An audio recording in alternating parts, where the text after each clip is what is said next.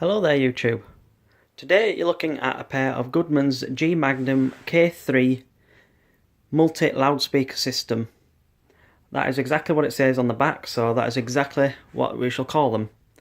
Now some of you will have seen these in previous videos, and these have had a lot of work over the few years that I've had them. When I first got them, they didn't have the original tweeters. They had a set of Philips tweeters in, which sounded okay but not the best. They had the original mids and woofers.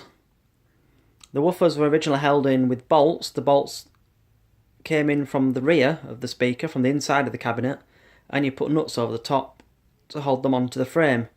But one of them was missing a bolt and a nut, and the hole had been ripped open. And the threads were starting to strip every time work was needed on these speakers. These were made in April 1964 by Goodmans. And inside there is a thick piece of foam that fills the whole of the speaker.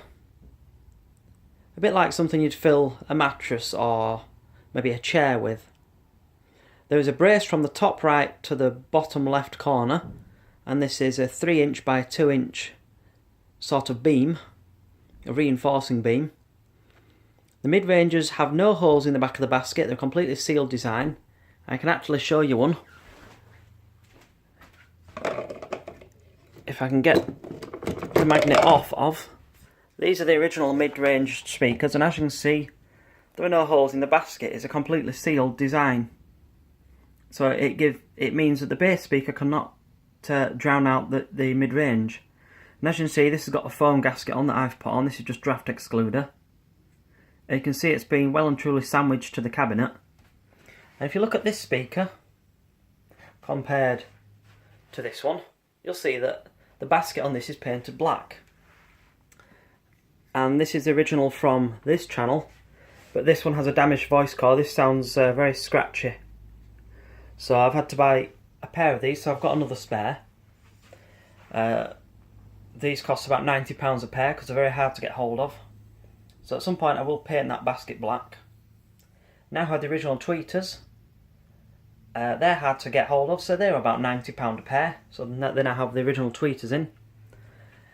The crossovers have been recapped with capacitors of the same value of the originals, but obviously in tolerance. They've had new internal wiring. They've had bigger terminals put on the back, so they can accept bigger cables. Still kept the original DIN socket in the middle. And obviously all my speakers have jack sockets on them. They've been sanded, filled, varnished. This is Ronseal mahogany wood varnish. The fronts were chipboard, so they've been sprayed black. New foam gaskets on all speakers. New Velcro. So originally when I did the cabinets and the crossovers and the wiring, that cost me about £90. I've just spent another £150 on original mids and tweeters, but this mid is staying in, and I have one spare now. So I'm going to give you a demonstration. They are stood on a pair of speaker stands made by Atacama. Each stand has a hole in the top, and you can fill them with sand or lead, or anything you wish. So mine each have 5 kilograms of lead shot in them. So this makes the cabinet nice and sturdy and heavy. So if you put a top heavy speaker on, the stands will support it. They have carpet spikes on them, so that they dig into the carpet, a nice sturdy, firm grip into the floorboards. The grills are down there. They've had new grill cloth fitted, and new badges because the original badges were missing. So, as you can see, they have the Goodmans badge. This isn't the original badge. I can't get hold of them anymore.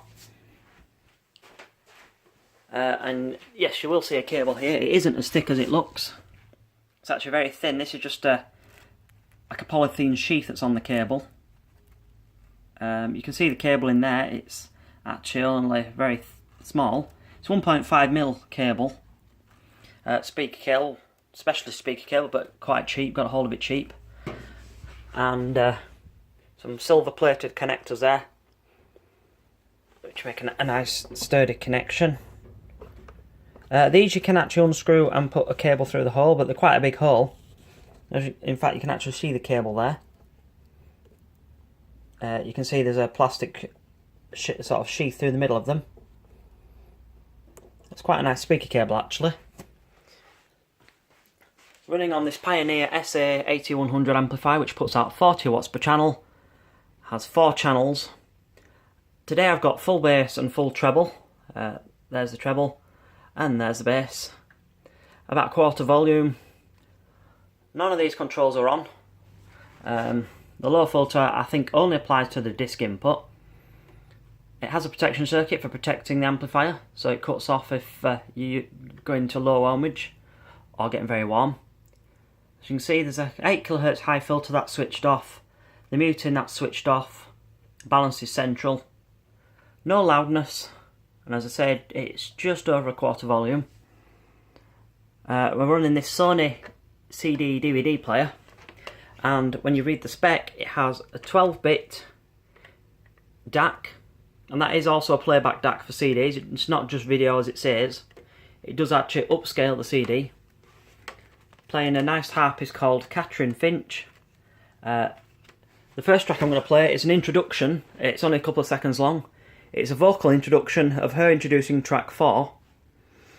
And it has a very good stereo spatial separation and very good test track.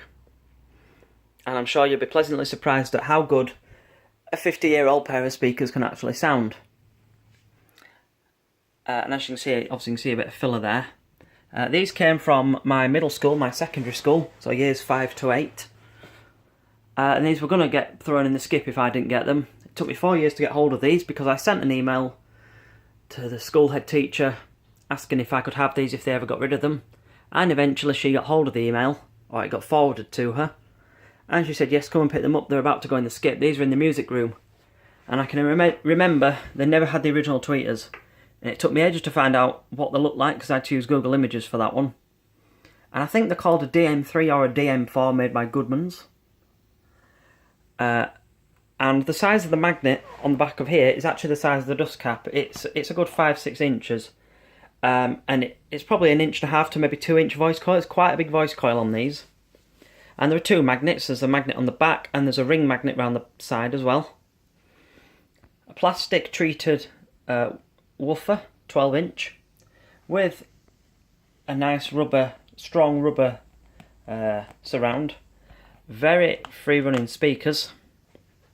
I don't normally have the tone control set on this amplifier, and this is usually running a set of 1970s quad electrostatic speakers, but for the time being it is just trialling out these speakers, and I'm going to let them talk instead of me because I've been rambling on for 8 minutes now. So if I just find the remote that I've dropped, and I shall let these speakers demonstrate themselves. Enjoy. Clear sky, July 1918. After so much mist, one by one the stars unveil. I breathe in the cool air that the colour of the sky gives me. I know I am a passing image, caught in an immortal circle.